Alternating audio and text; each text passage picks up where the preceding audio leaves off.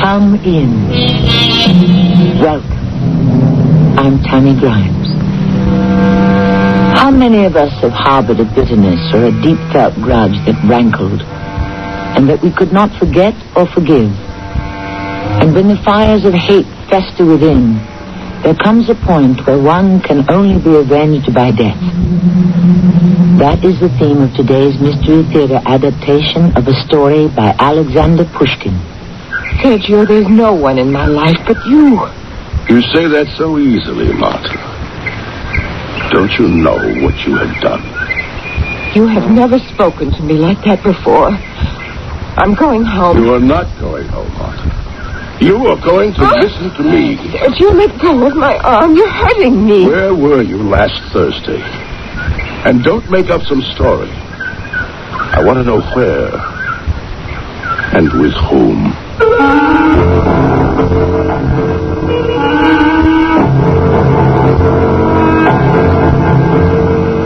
Our mystery drama, The Last Duel, was adapted for the Mystery Theater by James Agate Jr.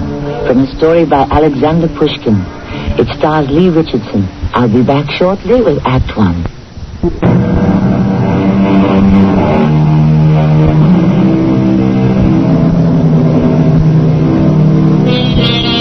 We are in India 150 years ago, under the rule of the British Imperial Administration.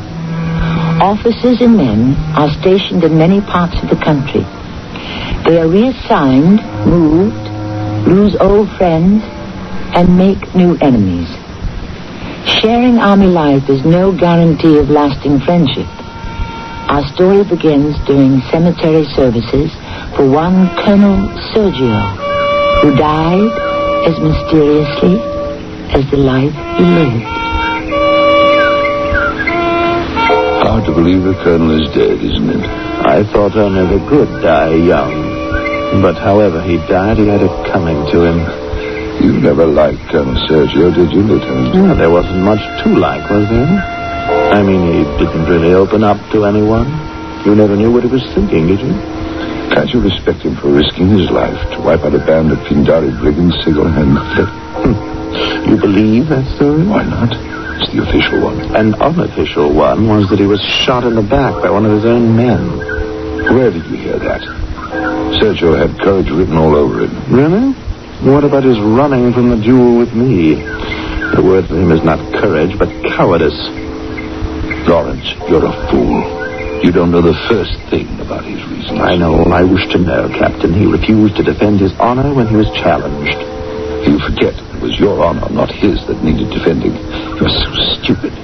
I cannot abide a stupid man. Captain Nicholson, I hope you don't mean that. I've suspected it all along about you. It's quite obvious you've got your commission because your father is the Governor General. Gentlemen, officers, a eulogy is about to be read for the Colonel. Kindly lower your voices. Captain Nicholson, you have insulted my family and myself. I shall have my seconds bring you the challenge in the morning. Good day, sir. That Lawrence, he was a fool, is a fool. But to go back to the beginning, it all started when Lieutenant Lawrence arrived in India and joined our regiment. He knows nothing about Sergio. And now, he even challenges me to a duel, which means I shall have to kill him. Interesting parallel this to the problem that faced Sergio that famous evening we played Baccarat. I've been standing by the front door watching those clouds gather, Nicholson. It will be one deuce of a storm. Sergio, don't tell me I'm the first to arrive again. Every time I come for dinner and cards, I'm the first. But I like that in you, Nicholson. I say, Nicholson, what's the new man like? Lawrence. I understand he was posted on from Hyderabad. His father is the Governor General. Oh, that Lawrence. Yes, I seem to remember there was some kind of a scandal. Was it cheating at cards or with the Major's wife? I've invited him over for Baccarat tonight. He seems quite pleasant. Mentioned to me he enjoys cards. He's not likely to do anything shifty. After all, he is the governor's son. I asked him along with Douglas and Sir William. Thought the five of us would enjoy it. About Lawrence, I have never believed those stories of chaps cheating. They always say that about heavy winners. Speak of the devil, I think that's him coming up the path. And Douglas and Sir William, right behind him. Hurry up, all of you. The skies are opening up. Oh, we can use a bit of rain. I'm not keen on it. I've always had bad luck at cars during a thunderstorm. Gentlemen, we have played for an hour. The downpour has made me realize it's about time for us to do some pouring down ourselves. If anybody would care for a spot of brandy or port, it's on the sideboard. And do help yourself. Sergio, may I show you something in the library? We'll leave the table just as it is. Everyone has his own pile of counters. Nothing will be touched. Yes, Nicholson, I'll be along. Go ahead, gentlemen. Make yourselves at home. What is it you wish to show me? I wanted to speak to you where no one could hear us. Yes, I thought it was that. Have you been watching Lawrence? No, not particularly. I'd say he's not playing baccarat, according to Hoyle. I haven't noticed a thing. Everyone has £3 and £5 counters, right? As many as they buy from the bank. Which they bet before the cards are dealt. Yes, you know that. What would you say if I told you on more than one occasion I saw Lawrence holding onto some red £5 counters after the cards were dealt? Well, there's nothing wrong about that. There's no rule that says you can't have a counter in your hand. Hidden in your hand? Well, what would be the point? Do you remember the play when Sir William had a natural, a 9, and a court card? Yes, I do. Lawrence leaned over, saw Sir William's hand, and at that moment dropped 3 more £5 counters he had palmed beside the one he had bet. As I remember, he made £20 on that. Cheating for a few pounds. Hard to believe. I'm sorry, but there it is. I had better keep an eye on him. I do hope you're mistaken. I've had friends in his house for cards for years, and nothing like this has ever occurred. There's always a first time.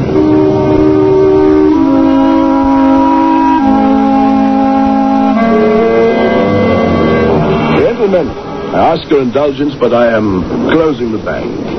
You may cash in your counters. Colonel, does that mean I shan't have a chance to win back my horses? Sir William, for the moment I can't say. The storm is not lessening, and I think I'd better have a look around upstairs to make sure the windows are all closed. But don't leave us yet, friends. Have a spot more to drink. And cigars are on the table if you care for them. Lawrence, would you mind very much stepping into the library with me? And Nicholson, if you don't mind, would you join us? You two go on in. I'll dart upstairs and check the windows and be right with you. Lawrence, have you seen the Colonel's pistol collection? No, I haven't. I heard you were a very good shot at Hyderabad. Not really. But I am interested in guns. Good then. Follow me. I tell you, what the Colonel has collected is second only to what they have in the British Museum.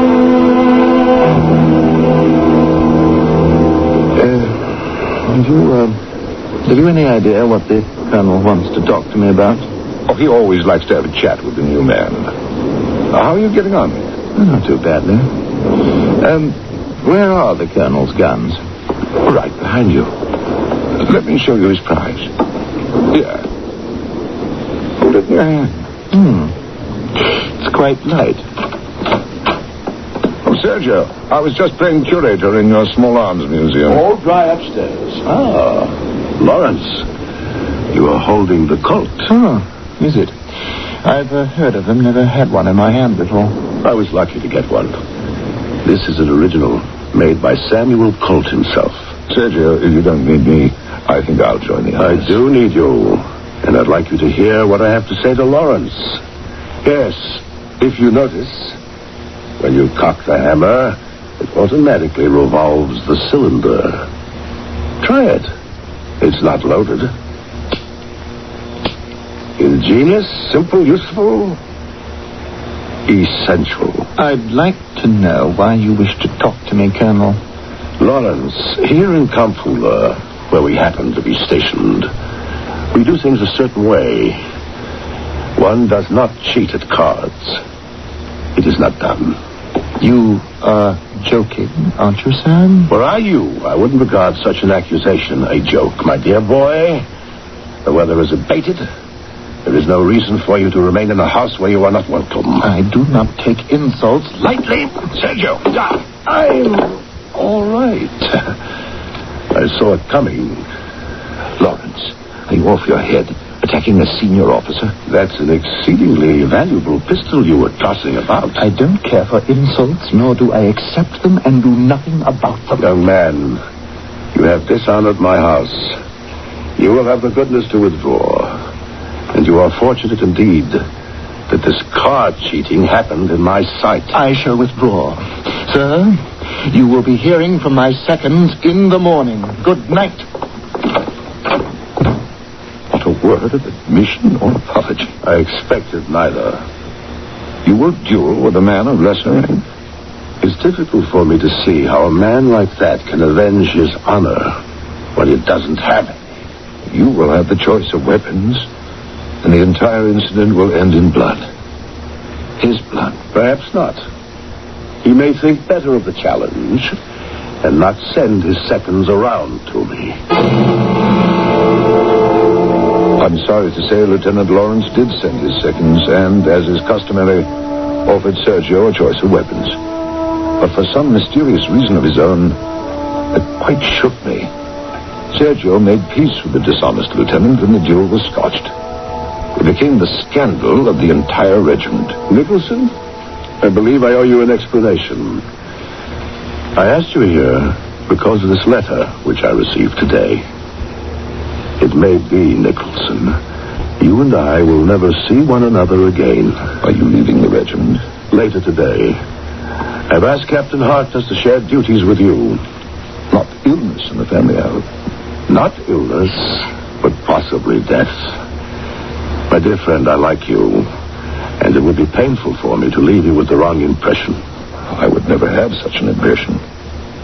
You could not believe I would permit the lieutenant to challenge me to a duel which I would not honor. I knew you had reasons. You are the only one who will hear them. And I ask when you have heard them that you keep them to yourself. As long as I am alive. If you hear that I have been killed, I'd leave it to your judgment how much you will tell the world. When I am dead, I would like my old comrades to believe that I died with honor.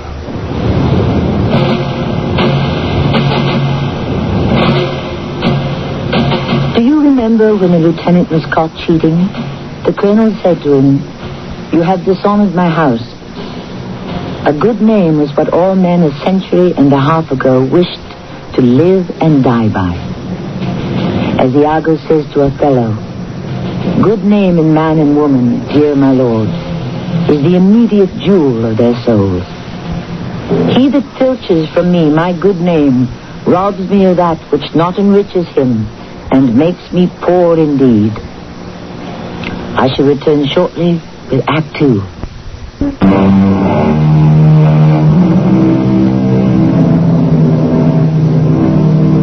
I think you can get a better idea of the importance of a duel in the days we are dramatizing if you bear in mind that everyone called a duel an affair of honor.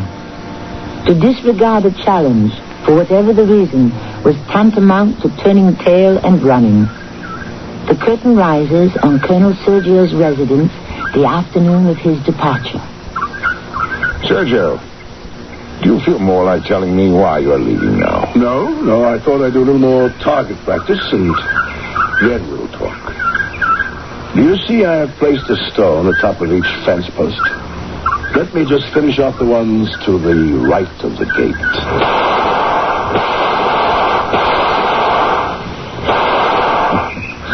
Oh, Sergio, don't you ever miss? At 40 paces, hardly. There's no point in using firearms unless one knows how. But Nicholson, you're not a bad shot yourself. Want to have a try? Oh, not right now. Sergio, I've been here haven't told me why you're leaving. You and Harkness will do very well together. The regiment likes you both.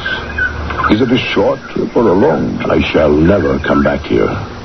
Then why not a formal handing over of the sword, as so many have done in the past? I cannot wait for approval from London. I've never seen you like this. You think I'm not in control of myself? I don't know what to think. Come back inside the house. I think better sitting down.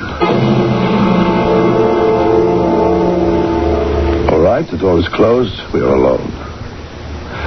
Why did I refuse to meet at sword's point or gun and barrel with that fool of a lieutenant who cheated at cards in my house? That's what has been troubling you. Only because I cannot understand it. The regiment to a man all know Lieutenant Lawrence is no better than a common thief. That you should not make an example of him is incomprehensible to them. My dear friend, I have no right to expose myself even to the possibility of death. 6 years ago, I received a slap in the face. And my enemy still lives. You didn't fight him? What happened? Oh, yes. The duel took place. And here is a souvenir of the event. I haven't seen one of those in years. The French call it a bonnet de police. It's old. It's mine. It's what we wore in Madras in those early days. A red cap with a gold tassel and gold braid around the rim. Look at it closely. Is that a bullet hole an inch above the forehead? It passes right through. A souvenir of the greatest insult ever paid me. I was then, as I am now, in command of a regiment and engaged to be married to a girl named Martha, she from a well-to-do Dutch family. When I was off duty, we would often meet in the park, overlooking the Bay of Bengal. She was the loveliest thing I had ever known. And at that time, I thought she loved me.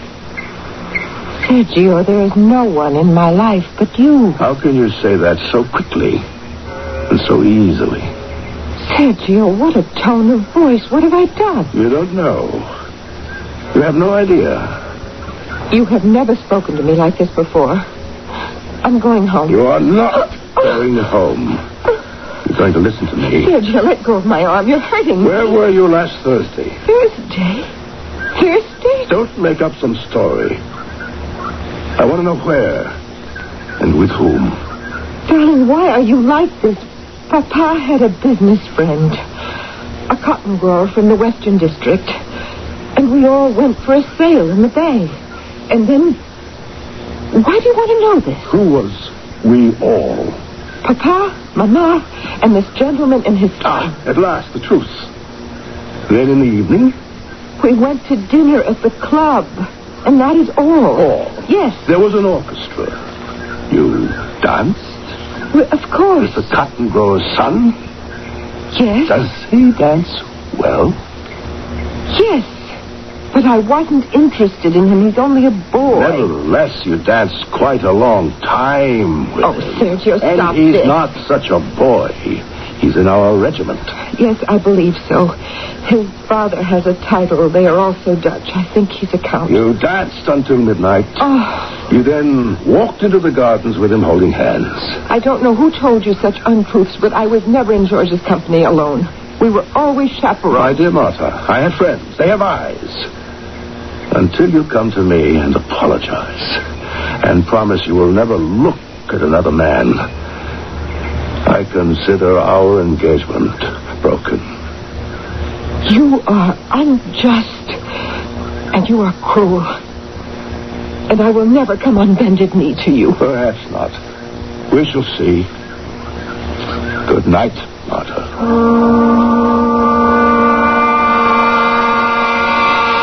I was so sure of her, you see. I expected a note the following day, begging forgiveness. It never came.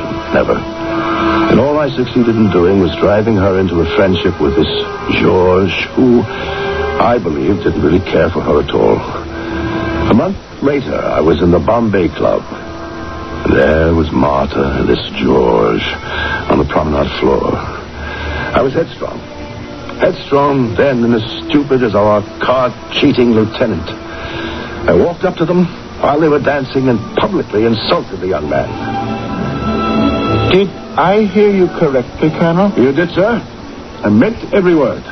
Martha, my dear, we must stop dancing for a moment. Sergio, you're making a spectacle. People are watching. Will you excuse us, Colonel Sergio? I will permit you to think twice about what you have just said. I do not need to. Let me ask you, as a gentleman, to reflect upon your slander while I take this young lady back to her table. I shall be standing right here awaiting your return.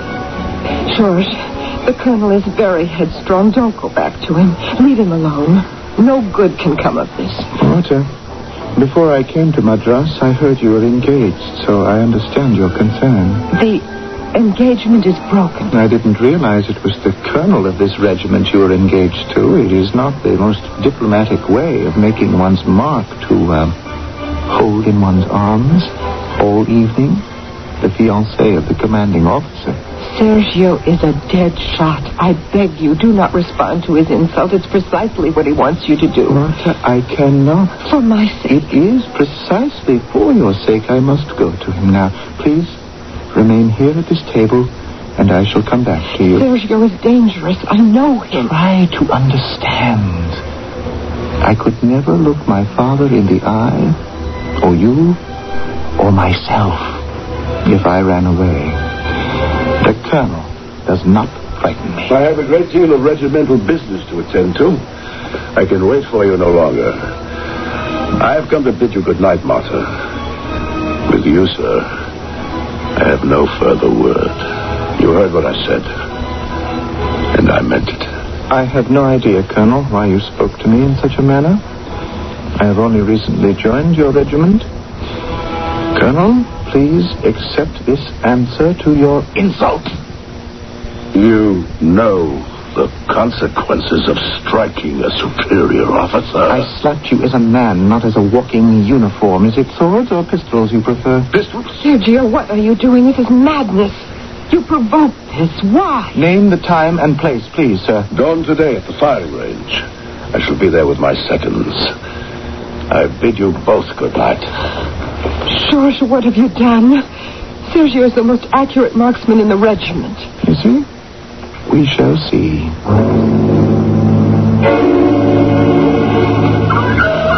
Before dawn, I waited for him at the firing range with my 3 seconds. He arrived presently with 1 second on foot in uniform. He had his cap in his hand and was taking something out of it and putting it into his mouth. His unconcerned air made me nervous. Colonel, would you instruct the seconds to measure off the distance for us? It was cherries he was eating out of his cap, one after the other. I was tense with anger at his indifference. 12 paces would be about right, would you say, Colonel? Yes, 12. I believe it is you who must fire the first shot, Colonel, so go ahead whenever you're ready. I'll just have a few more of these cherries while I wait. Delicious. They're imported from Spain. It was quite the most exasperating experience of my life. My agitation was so great, I knew that my hand would shake. So, in order to give myself time to calm down, I ceded to him to fire the first shot. As you wish, Colonel. Ready? Anytime. His bullet went right through my cap. That hole, you see there, front and back, hardly touched me. Singed a hair, perhaps. I didn't even feel it. Now, it was my turn. But the man had absolutely no fear. He kept eating the cherries as though he had nothing better to do. Unnerving is the word for it. Any time. Please fire, Colonel. I thought to myself, what's the use of depriving this man of life when he attaches no value to it whatsoever? I put down my pistol. Dear man, you don't have to wait until I'm finished. It's your turn to finish me. You don't seem to be ready for death. Just at present. Obviously, you wish to go on with your breakfast. Don't let me stop you. Please, Colonel, I enjoy eating. I cannot think of a better way to die. And I expect you to do your duty as an honorable man. I cannot. I will not fire. Just as you please. Shall we say, then, that you owe me a shot? I shall always be at your service. My dear Nicholson, that was it. That was all. The duel came to an end. I was then transferred from Madras to Kampala, and now this letter from one of my old friends. It informs me that my adversary, who is still in Madras, is planning to be married. So we shall see if he will still look death in the face with such indifference on the eve of marriage as he did eating cherries at dawn. So, that is why you're leaving Kampala? The man said he was at my service, didn't he? I don't like to keep anyone waiting. Why are you so determined to fire that last shot, Sergio? Because he slapped you? Or because when he shot you believed he missed killing you deliberately? Nicholson, it's getting late. I've one more bag to pack. And I don't want to miss the 6 o'clock coach. Suppose you find George in Madras. Suppose you arrange to fire that shot, and you miss. Then what? It is again his turn to fire at me. And if this time he does not miss, remember it is the eve of his wedding. He risks more than breakfast. Sergio, forget the duel. It accomplishes nothing. Here, catch. Keep the cap for me. If I don't come back, wear it on dress parades. Goodbye. The last I saw of Sergio, he was striding out of the house as mysterious and proud, stubborn and strange as ever. I held his red cap with the gold braid and the gold tassel in my hand and wondered if I should ever see him again.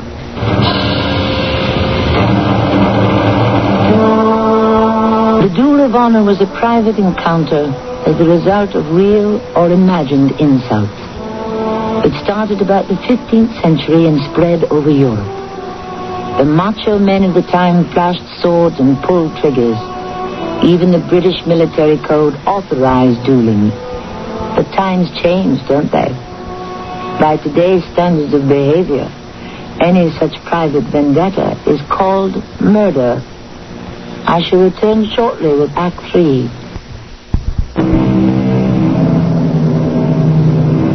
Time passes.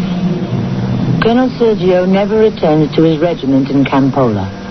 Captain Nicholson and many in his charge are transferred to Bombay. His adjutant turns out to be the man he suspected of cheating at Baccarat. Staff officer, Lieutenant Lawrence, charged with the day's routines, distribution of orders, etc. The lieutenant has an unusual message to deliver this morning. Count George van Heuvel? No, the name is not familiar. The Count, I was told, is rarely seen about town. The Countess takes outings in an open carriage in the park, sitting behind her coachman in solitary splendor, and by all accounts is the most beautiful woman in India. How long have they lived here? Several years, I understand. A fine family. Children? Not so far as I know, sir. They are important on the local scene, I would say. And we need friends here. I would suggest, sir, you give serious consideration to accepting the invitation. I will, Lawrence. Definitely. I not only considered, but accepted. A few days later, I was taken to one of the fine Indian palaces, so many of which have been sold to foreigners. I was shown into a spacious room lined with books and paintings. At a tea table by the fireplace sat a beautiful young woman. Captain Nicholson, please sit down. I'm just about to pour tea. My husband will join us shortly. He was called by one of the overseers. It's a problem trying to grow crops in this part of India. I am the Countess van Heuvel. A great pleasure, madam. Do you take sugar? I understand your regiment has only recently been posted to Bombay. Well, that's quite true. It was I who persuaded my husband that we should have you call on us. Europeans in this part of the world need all the friends they can get. You are not English, madam? Dutch. But my family has always lived in India. And for 100 years, my husband's family has grown cotton, especially for the royal house. Well, this is quite an extraordinary room. I'm sure the whole house is... Oh, that's my husband. He always takes his dogs with him when he goes out to the farms and plantations. Darling, Captain Nicholson is already here. I've poured him a cup. may I do for you? Yes, my dear. How do you do, sir? A pleasure. Count von Heubel. Do sit down. I'll be right with you. Darling, have you been up most of the afternoon? I have, and I'm just beginning to feel it, but I did so want to meet Captain Nicholson. Captain, make yourself at home. I just want to help my wife upstairs. The Count took her by the arm and rather steered her out of the door. I walked about the room, examining the books and paintings. One of them, a view of Switzerland, struck me. Snowbanks, distant Alps, very blue sky. But not the scene itself as much as the fact that the canvas had been shot through in two places, one right above the other, a bit higher than my head. I notice you're looking at a wounded painting. They looked like bullet holes. They are. I hope I didn't tire the Countess. I had no idea she wasn't feeling well. No, it's something we keep to ourselves. My wife is recovering from a serious eye injury. How terrible. Nobody's been able to tell us what caused her blindness, but suddenly it happened out of the blue. It was a short time before we were married. She was unable to see. And then, as if by some miracle also inexplicable, a few years ago, her sight gradually began to return. That is a miracle. It was you gazing at that painting that brought it to mind. If I were asked what was the turning point in her blindness, I would say 4 years ago, almost to the day, 2 bullets were fired into that painting. Now that you've told me there are bullet holes in that painting, I can't contain my curiosity. How they got there. Yes. Do you shoot well, Captain? Tolerably.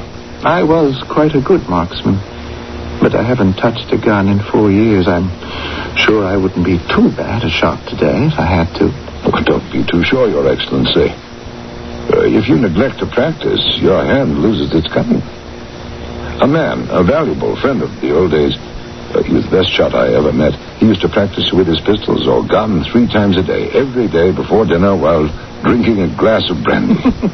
That's a peculiar combination. He was a peculiar man. I wonder, what was his name? Sergio.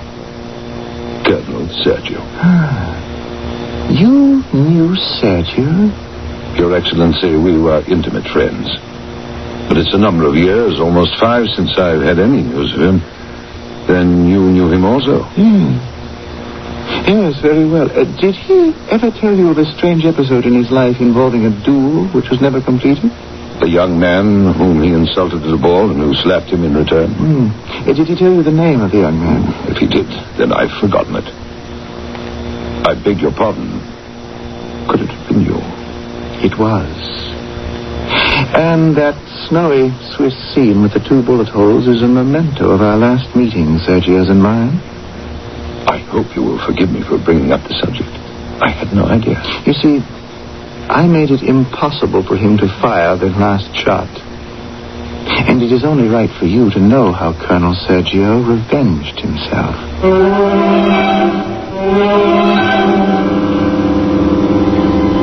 6 years ago, I met my wife. We married. One day, she awoke, and light was no different from darkness. She remained home. I would go out on business.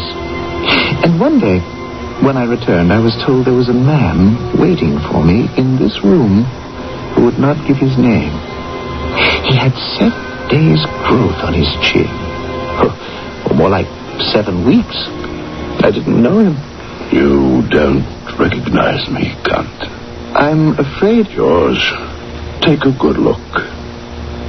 Are you sure you don't know me? Sergio. I'm quite surprised. On the other hand, I'm not. I expected you for some time. George, there is a little matter of a shot due me. And I have come to fire that shot. Where? Here? Right here. In this room. Are you ready? I'll measure out 12 paces. 12 paces to here. Colonel, I see you've drawn your pistol. I have been prepared for a long time. I ask only one thing of you. These doors behind me, when I have closed them, shoot quickly before my wife enters. Although she is unable to see very clearly and may not even see you over there in the shadows, she will sense right away something is wrong. Please, hurry. Colonel, why are you waiting? I am standing here ready. What is the matter? I regret that my pistol is not loaded with cherry stones.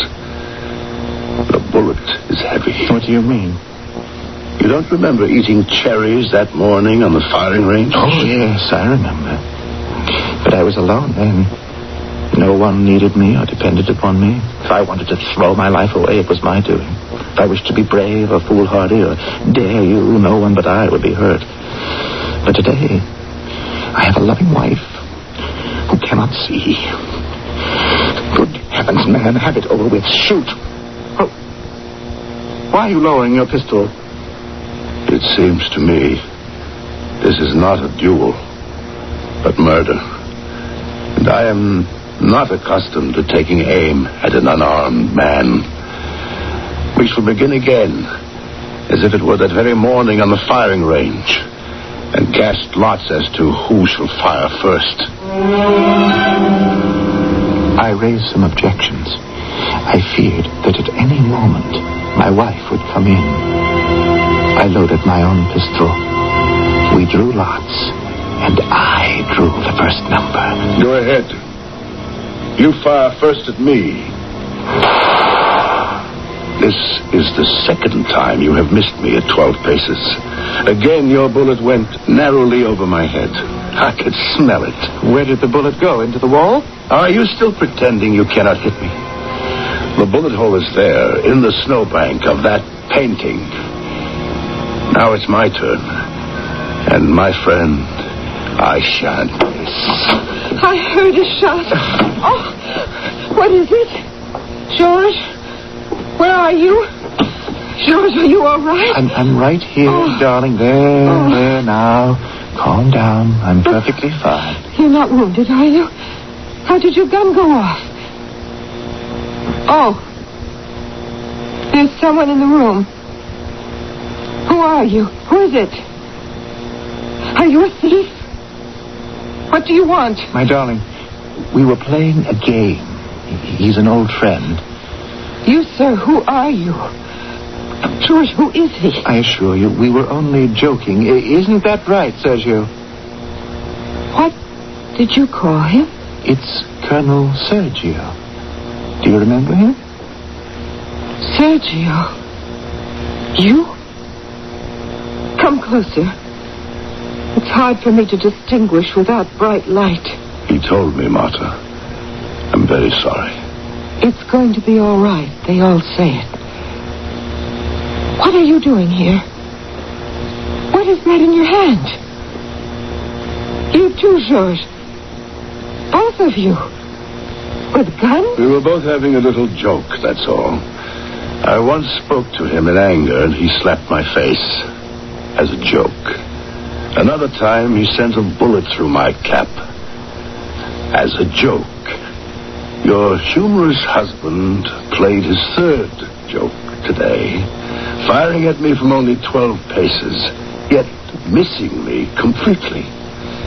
If I stop now, he wins everything. He keeps everything. The woman I wish to marry, the duel, even my honor. All in jest, of course. But now, I feel I would like to have the last joke. Sergio, don't. Sergio, I know you're aiming your pistol at George.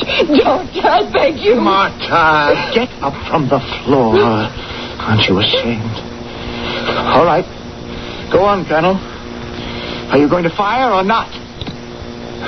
No. No, I will not.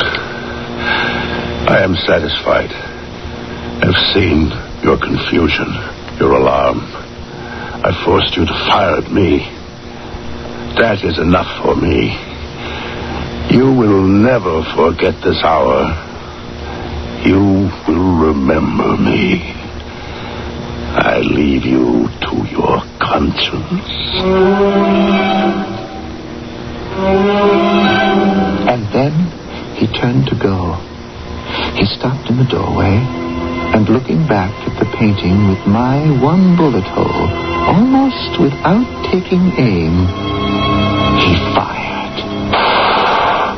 His bullet, as you can see, Captain Nicholson, is only 1 centimeter from mine. It was too much for Martha. She fainted. I took her up to bed. But, as I said before, Captain, from that day on, 4 years ago, her sight began miraculously to return.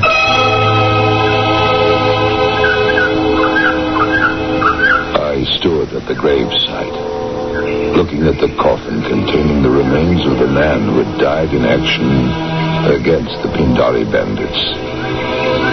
Lieutenant Lawrence, who had challenged me to a duel, stood beside me. Sir, will you accept my deepest apologies? I do not wish to cross swords or pistol shots with you. I nodded. Neither did I.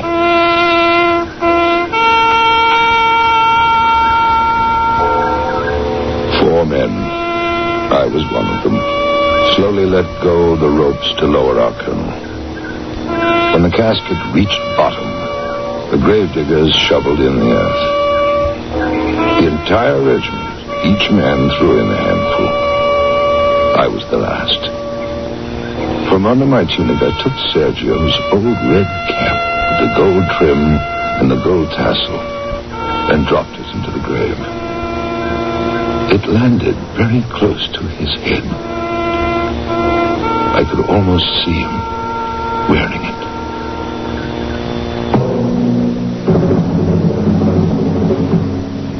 It is the art of Alexander Pushkin, author of the story upon which this Mystery Theater adaptation is based, to be able to depict universal themes such as love, self-sacrifice, and honor in the simplest and most telling terms. The author of Boris Godunov and Eugene Onegin has condensed so much of the mystery of struggling souls into this brief and vivid tale. It is not a story I am ever likely to forget. I shall return shortly, and death its other, and I will look on both indifferently. For let the gods so speed me as I love the name of honor more than I fear death. Honor. Sometimes I wonder, is it a virtue only of the past? Has it become an endangered species? Our cast included Lee Richardson, Terry Keane, Russell Horton, and Bernard Grant.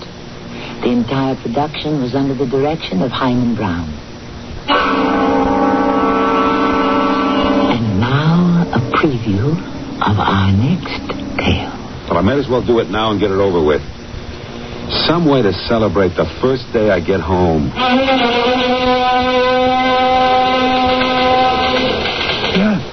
Officer, my name is Gene Fowler. Someone called me at home and asked me to come over to the police station.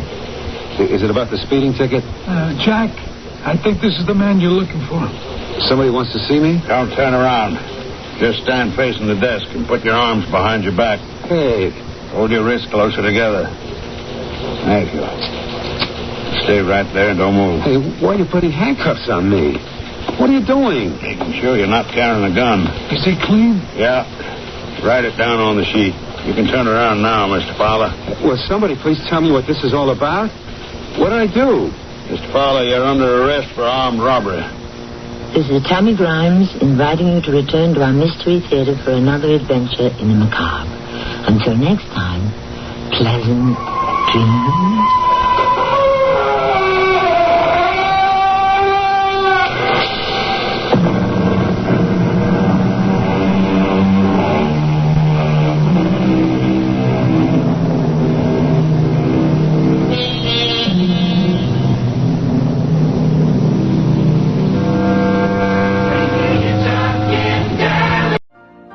You've been listening to the OTR Gold Network. Find more classic radio at otrgold.com.